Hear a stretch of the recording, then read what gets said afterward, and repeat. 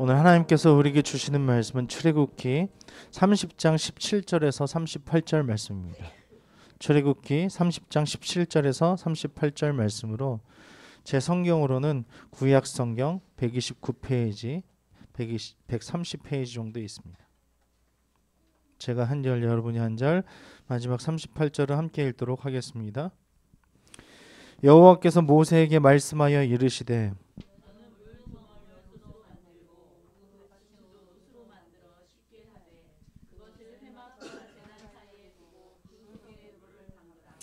아론과 그의 아들들이 그 두멍에서 수족을 씻되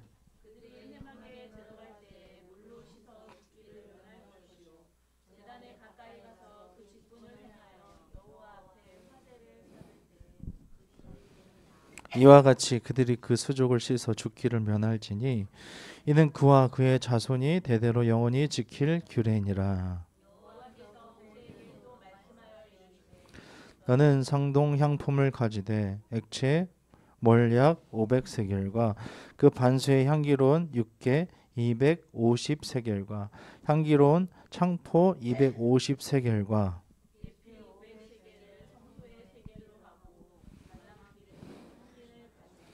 그것으로 거룩한 관유를 만들되 향을 제조하는 법대로 향기름을 만들지니 그것이 거룩한 관유가 될지라. 상과 그 모든 기구이며 등잔대와 그 기구이며 분향단과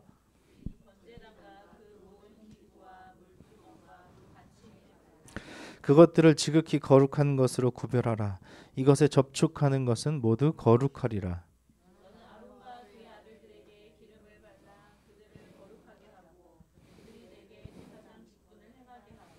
이스라엘 자손에게 말하여 이르기를 이것은 너희 대대로 내게 거룩한 관유니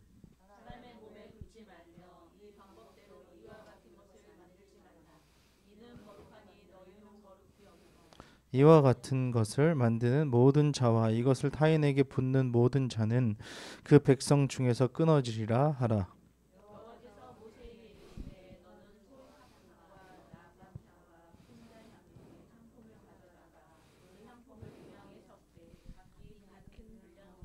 그것으로 향을 만들되 향 만드는 법대로 만들고 그것에 소금을 쳐서 성결하게 하고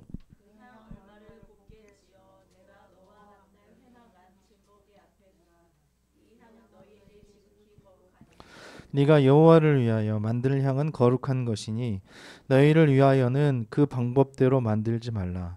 냄새를 맡으려고 이 같은 것을 만드는 모든 자는 그 백성 중에서 끊어지리라. 아멘. 할렐루야. 우리 하나님께 영광의 박수 올려드립시다. 어떤 물건이든 어떤 사람이든 그 어떤 사용 용도에 따라 그리고 그 직책에 따라 다르게 사용되고 쓰이는 것을 우리가 볼 수 있습니다. 우리의 삶도 마찬가지고요. 쌀이 이렇게 열매가 열리지 않습니까? 그런데 가라지와 함께 이렇게 골라낼 때에 좋은 쌀 한 알도 이렇게 떨어져서 그냥 땅바닥에 떨어져서 다시 심기거나 아니면 버려지는 경우도 있고요. 그것이 잘 탈곡이 돼가지고 귀하게 구별되어서 높은 사람들이나 아주 귀한 쌀로 여겨지는 경우도 있죠. 우리도 마찬가지입니다. 우리는 평소에 그냥 평범한 인간이라고 생각하지만 어떤 위치에 따라서 다르게 그 사람의 위치에 따라서 다르게 행동하고 다르게 쓰임 받는 것을 볼 수 있는 거죠. 예를 들어서 엄마면 엄마로, 아빠면 아빠로. 그 사람의 이름은 따로 있지만 엄마는 어떤 포지션으로서 그 일들을 해내야 하는 거고 아빠도 그러한 일들을 해야 되는 거죠. 회장님도 직원도 부장님도 다 다르다는 것입니다. 쓰이는 용도에 따라서. 오늘도 보면 하나님께서 어떤 물건을 가지고 또 어떤 사람들의 포지션을 통해서 하나님의 일들을 이루어 가시는 것을 볼 수 있습니다. 오늘 말씀을 통해서 그것이 무엇인지 또한 우리의 있는 위치에서 우리가 사용하는 모든 것을 통하여서 하나님께서 어떻게 사용하시는지 말씀을 통해서 우리가 살펴보기를 원합니다. 오늘 본문을 한번 보십시오. 오늘 본문 보시면 물두멍과 관유, 향 이런 것들에 대한 말씀인데요. 18절의 물두멍은 제사장들이 성막에 들어가기 전에 씻는 물을 담아 놓는 녹그릇입니다. 그래서 받침대에 받쳐진 세수대와 같은 곳에 제사장이 성소에 들어가 하나님께 제사 드리기 전에 정결 의식으로 손발을 씻는 데 사용되는 것이 물두멍이고, 그 위치가 성소와 번제단 사이에 있었습니다.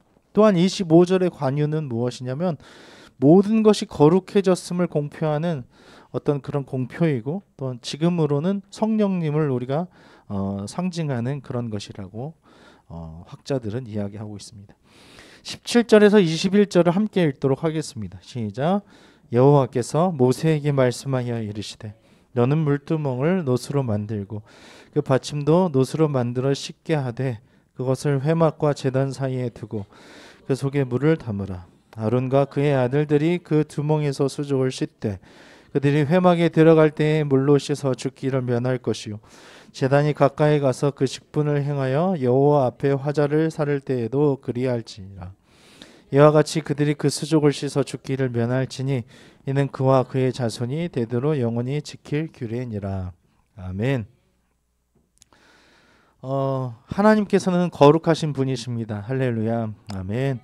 그래서 하나님을 섬기는 제사장들은 하나님께 나아가기 전에 반드시 자신을 정결케 할 의무가 있었습니다. 그래서 손발을 씻지 않으면 죽는다라는 경고까지도 이렇게 하신 것이죠. 이것은 인간의 부정함과 하나님의 거룩함에 대해서 엄중히 가르칠 필요가 있었기 때문에 말씀하시는 것입니다. 창세 때에 너희는 피조물이고 나는 창조주야, 이렇게 엄중히 교육하시면서 생명나무와 선악을 알게 하는 나무를 이렇게 두신 것과 같이 이 거룩하게 손발을 씻지 않으면 너희는 죽어라고 이렇게 교육하시는 것은 하나님의 거룩함에 대해서 분명하게 가르치시는 것입니다. 실제로 하나님의 명령을 소홀하게 여겨서 두려운 결과를 초래한 나답과 아비후 사건이 있었습니다. 그래서 하나님께 대한 경외심을 이것을 통해서 확실히 해주는 것을 우리가 볼 수 있죠.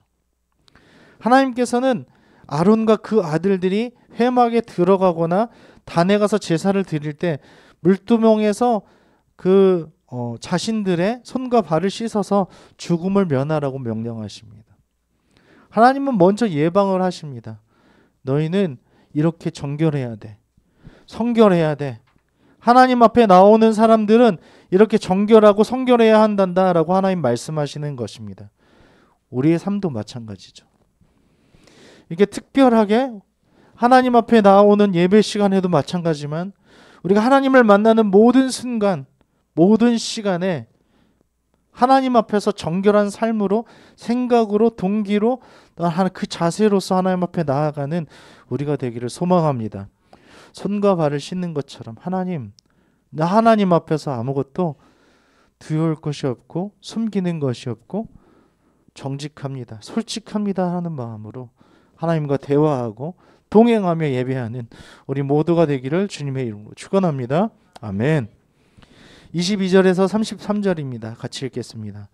여호와께서 모세에게 또 말씀하여 이르시되 너는 상동 향품을 가지고 액체 몰약 500세겔과 그 반수의 향기로운 육개 250세겔과 향기로운 창포 250세겔과 계피 500세겔을 성소의 세겔로 하고 감람기름 한 흰을 가지고 그것으로 거룩한 관유를 만들되 향을 제조하는 법대로 향기름을 만들지니 그것이 거룩한 관유가 될지라.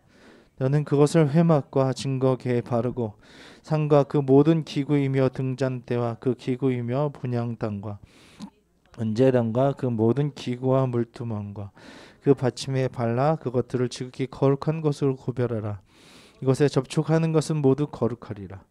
너는 아론과 그의 아들들에게 기름을 발라 그들을 거룩하게 하고 그들이 내게 제사장 직분을 행하게 하고 이스라엘 자손에게 말하여 이르기를 이것은 너희 대대로 내게 거룩한 관유니 사람의 몸에 붙지 말며 이 방법대로 이와 같은 것을 만들지 말라. 이는 거룩하니 너희는 거룩히 여기라. 이와 같은 것을 만드는 모든 자와 이것을 타인에게 붙는 모든 자는 그 백성 중에서 끊어지리라 하라. 아멘. 하나님께서는 거룩한 관유를 만들어서 성막의 기구들과 성막에서 일하게 될 그의 아들들에게, 제사장들에게 발라서 거룩하게 구별하라고 말씀하십니다. 이 관유가 거룩한 이유가 무엇이냐면 25절에 보면 거룩하신 하나님의 거룩한 일에 그 쓰이도록 특별히 제조되었기 때문에 그렇습니다. 똑같은 기름은 그 똑같은 향이지만 이게 어떠한 목적을 따라서 사용되느냐에 따라서 그것이 특별하게 사용된다는 것이죠. 그래서 하나님에 의해서 지시된 특별한 재료를 가지고 고유한 방식대로 제조한 향기름인 관유는 제사장의 성별 의식과 성막의 성물들을 성별하는 거룩한 목적에 사용되었던 것입니다. 또 26절에서 29절에 보면 성막의 기구들의 관유를 바르는데요. 그것을 바르는 이유가 무엇이냐면 상징적인 의미입니다. 이것을 바르는 기구들은 일반적인 용도로 사용되어서는 절대 안 된다는 것이죠. 오직 하나님의 거룩한 목적을 위해서만 사용하도록 구별해 놓았기 때문에 이것을 이렇게 그 기구들에게 바르라라 라고 말씀하시는 것입니다. 또 32절에서 33절에 보면 관유를 다른 곳에 다른 용도로 사용하지 말라고 엄중히 경고하시는데 이 관유가 여러 가지 최고급 향품으로 만들어졌기 때문에 사람들이 그것을 미용이나 화장 등 다른 용도로 일반적인 고급 향수로 사용할 가능성이 많았기 때문에 이것을 다른 용도로 다른 곳에 사용하지 말아라 라고 말씀하시는 것입니다. 마치 이집트의 사람들이 이런 어떤 향기를 맡기 위해서 이렇게 향수를 사용한 것처럼 그렇게 사용하지 말라는 것입니다. 하나님의 임재를 상징하는 성막과 그 기구들의 기름을 바르는 행위, 그것이 거룩한 장소라는 사실을 공식적으로 선포하시는 것입니다. 할렐루야, 아멘. 하나님께서는 이 기름을 바르는 것처럼 우리 모두에게 성령으로 부어주셨습니다. 할렐루야, 아멘. 왜 그렇게 하셨을까요? 우리 몸이 거룩한 성전이라는 걸 보여주신 거예요. 내가 너희와 거할 거야. 내가 너희 안에 너희와 항상 함께 있을 거야 라는 것을 이렇게 그것을 통해서 말씀을 통해서 우리에게 말씀하시는 것입니다. 그냥 향기만 나는 것이 아니라 우리와 함께 계시는 하나님이 우리와 함께 계신다는 사실입니다. 우리를 성령의 기름을 부으셔서 거룩한 하나님의 백성이 되게 하신 것을 기억하며 우리의 삶을 거룩히 구별함으로 하나님이 원하시는 가장 최고의 것을 드리며 하나님 앞에 나아가시기를 주님의 이름으로 축원합니다. 아멘. 34절에서 36절을 함께 읽겠습니다. 여호와께서 모세에게 이르시되 너는 서합향과 나감향, 풍자향을 향품을 가져다가 그 향품을 유향에 섞되 각기 같은 분량으로 하고 그것으로 향을 만들되 향 만드는 법대로 만들고 그것에 소금을 쳐서 성결하게 하고 그 향 얼마를 굽게 찌어 내가 너와 만날 회막한 증거계 앞에 두라. 이 향은 너희에게 지극히 거룩하니라. 아멘. 하나님께서는 최고급 향품을 취하여 향을 만들라고 하십니다. 그리고 그 향을 곱게 찌어서 회막 안 증거계 앞에 두게 하셨다는 것이죠. 그리고 35절에 보면 향에 소금을 치는데요. 향에 소금을 치는 이유는 향의 부패 방지와 하나님의 언약의 그 변함없으심을 상징하기 때문에 그렇습니다. 민수기 18장 19절에 보면 나와 있죠. 이런 점에서 향에 소금을 치는 행위는 변치 않고 있는 그대로의 향을 온전히 보존하여 하나님께 바쳐 올려진다는 것을 의미하는 것입니다.